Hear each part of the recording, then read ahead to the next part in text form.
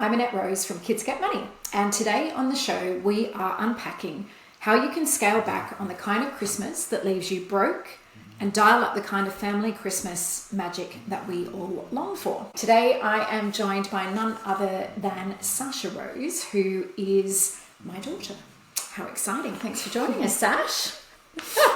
So, the first question, I'm actually excited to hear the answer for, is what do you think has led us as a society to be in this place where we feel like for Christmas we have to buy more and more expensive gifts?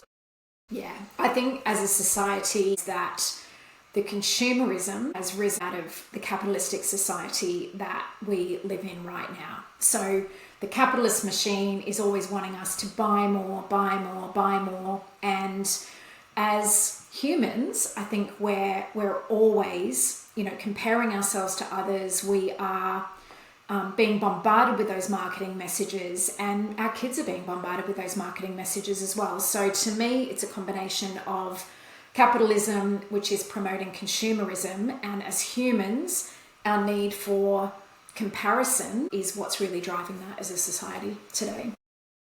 I noticed you said the words scaling back.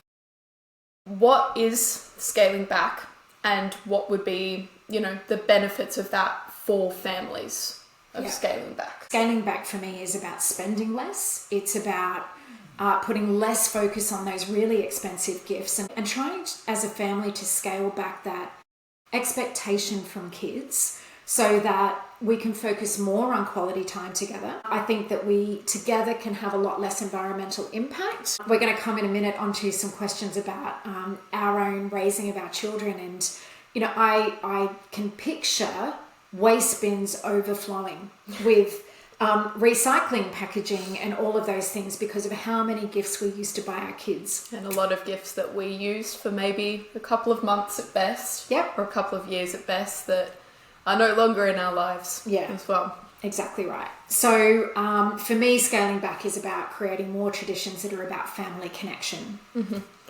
Now, I have a question for Sasha. So, Sash, do you think when you were kids, we totally focused on the materialistic aspect of Christmas? Yeah, I would say so. My follow-up question is, do you think it was necessary? When you were a kid, did you think that materialistic focus was necessary? I mean, the simple answer is yes. I'm a Gen Z, which means I had social media as young as when I was 11 or 12, I think, when you're at this really impressionable age where the things that you're exposed to really shape the way that you see the world. And Christmas time, we were always exposed to, influencers or, kind of famous people on social media posting these extravagant hauls of what they got for Christmas, where there was like iPads and MacBooks and expensive makeup, and then your friends as well would be posting like Snapchat stories of what I got for Christmas haul. I know we did as well. And so it almost introduced this kind of competitive nature of who's got the most expensive gifts, who can show off the most. Like, what did you get? Like, did you get an iPad? Instead of how was your Christmas, it became more about what did you get for Christmas? Which I think as a kid, it's really easy to give into that competitive thing when you're really at a time in your life where your mindset is so malleable by the things that you're exposed to. And I would love to say it's just the kids that are experiencing that, but let's face it, we are humans too as parents, and it is easy for us to fall into that trap of showing love or thinking that we're showing love by giving expensive gifts. I want to say as well, now as a 21-year-old, my experience and my feelings surrounding Christmas have definitely changed, especially because we've all moved out, which means that when we all come together for Christmas, as an adult, the materialistic things are they're useful, but it's more things like asking for socks and underwear now. See? Socks and undies, I'm telling you. But it becomes more about the excitement of seeing each other and the idea of spending time together and doing things that don't actually require any money, like backyard cricket and darts and that kind of thing. So I think as a parent, it's really important to remember that the disappointment or the things that your kids are feeling are valid, but it's not ruined my idea of Christmas. In fact, it's almost made me more grateful for what Christmas is now. That does lead into the next question, which is about why did we end up going down that really consumerism focused route for Christmas? I look back now and I think the stuff we bought you guys was mad.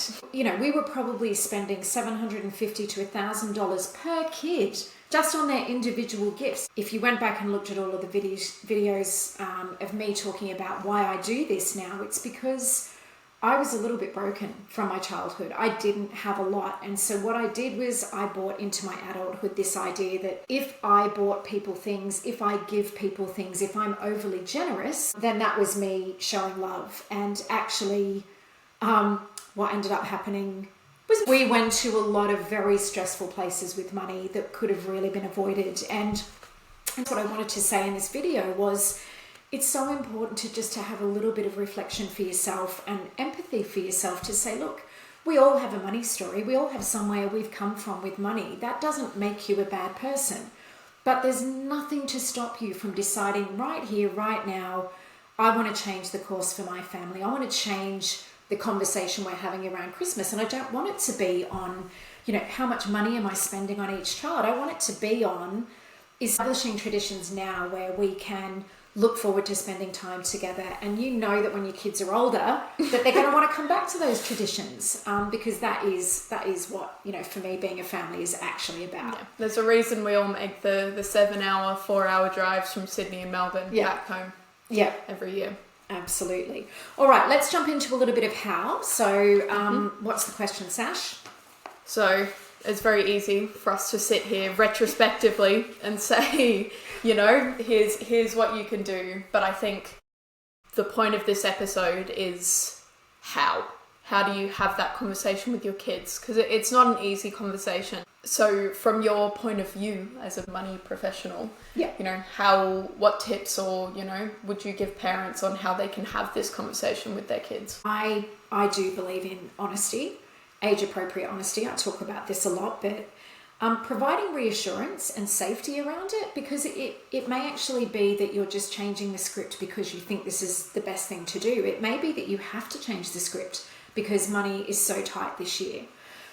Whatever it is, leading with safety for the kids and leading with love, but being honest about things.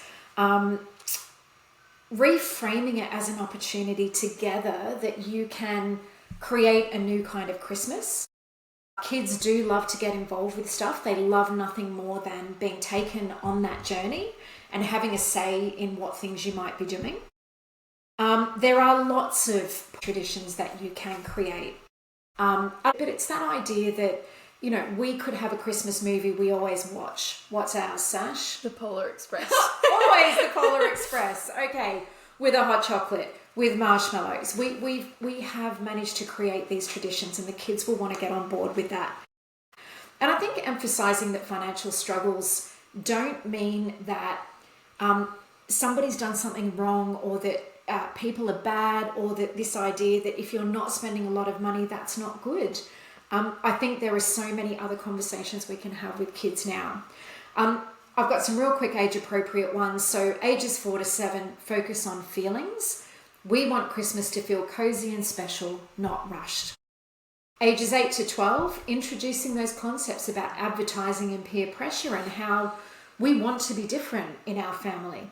And of course, as they come into teenagers, discussing broader social issues like environmental impact, and trying to help them to understand that consumerism is coming from companies who want us to buy their stuff. Okay? It doesn't mean we have to.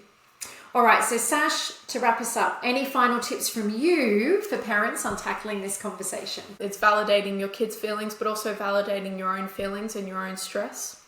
I think sharing experiences from your past. When I have kids, I'm sure I'll introduce them to the Polar Express, and putting the Christmas tree up, which seems like such a little thing to a kid, watching a movie, but I remember those experiences, watching that movie every single year religiously, whereas I can't remember a single present that I honestly got.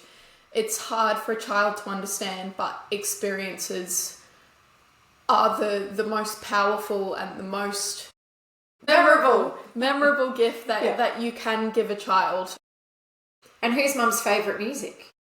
Michael Bublé. How many debates do we have over every year? As soon as the Christmas tree's up, I'm allowed to start playing Michael Bublé's Christmas album. So, yep. And the last thing I would say is don't underestimate, especially for the teens. We're also learning very quickly the impacts of consumerism and living in a capitalistic society and climate change and the amount of kind of rubbish and tat that ends up in landfills.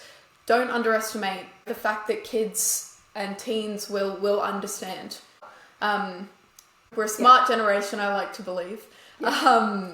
All right, so that wraps us up. I hope that this has been useful. We thought it would be good to hear from a kid who's actually been through and come out the other side and can give hope to you and to your family.